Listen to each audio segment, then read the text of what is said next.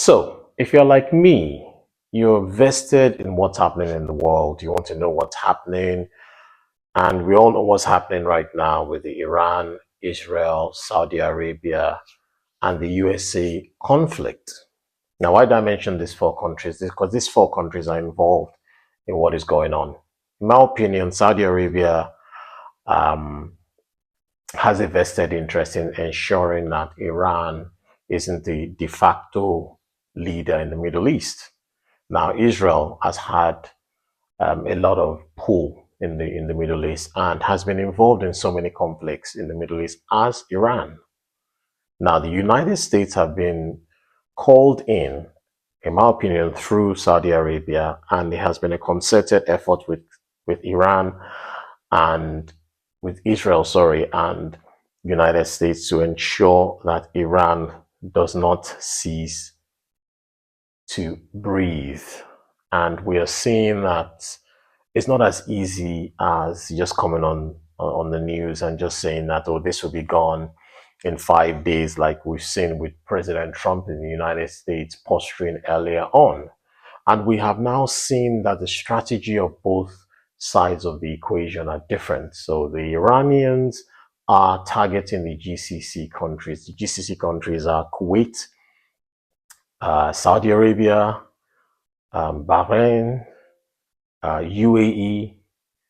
Um, you get the picture. The richest countries in the Gulf, those are the GCC countries. Those countries are not able, they probably can, but they have been reliant so much on America to come to their aid. And at this time, we're seeing that it's not as easy as they thought it would be. And the strategy of Iran is not to go after the United States. United States is too far away. So what they're doing is they're doing targeted attacks at Israel and also at the GCC, but they're putting more on the GCC countries. And it's going to be catastrophic. It's already catastrophic. If you think about how long it took for the GCC countries, look at what Saudi Arabia has been trying to do over the last few years on tourism with the Anthony Joshua fight. Anybody who has been to Dubai or has heard of Dubai has known that for the last 40 years, through Etihad, through Qatar Airways, and through Emirates, and the shopping that people go and do there, and the wonderful things that you see in Dubai, and to a lesser extent Doha, is decades of planning to ensure that tourism and banking is what they make money from more than oil. I think only 2% of their money comes from oil. So, and don't forget, there's a psychological thing to do with when a country is persistently bombed for almost 3 weeks. People will not want to go there. Even after the whole conflict ends, people are going to give Dubai, especially Dubai, because Dubai is the most famous of all of them. They're going to give Dubai a wide berth.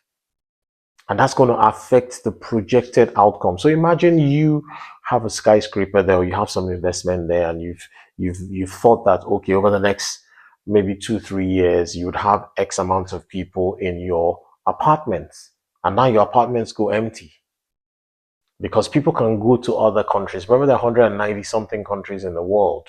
UAE is not the only country, so this is going to affect them. Of course, they're going to try and get people back in with cheap flights and all of that when this is all over. But when is it going to be all over? We don't know.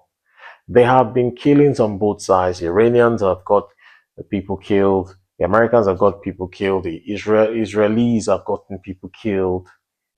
It's a big mess. It's a big mess. Whatever side of the divide you're on, we must pray for peace to take control, because at the end of the day, every single war that we've had in this world has ended at some point. First World War, Second World War, Biafra, Gulf War One, Gulf War Two, Vietnam. All the wars always come to an end, and this one will come to an end as well. But the destruction of lives, the destruction of property. It's a very sad time to be alive, and it's a very confusing time to be alive. So this message is for anybody who's watching this. If you have a loved one, You have somebody that that is close to you. Get in touch with them. Tell them you love them. Tell them, check on them. Not because of the war, but because of how fragile life is. And it's a war in the Middle East. God knows what's going to happen in another part of the world. Nobody knows tomorrow. Remember COVID? Nobody saw that coming, right? I'll leave you this with these words. If you like this message, please follow me. Send this to somebody who might find this useful, and I'll see you in the next video.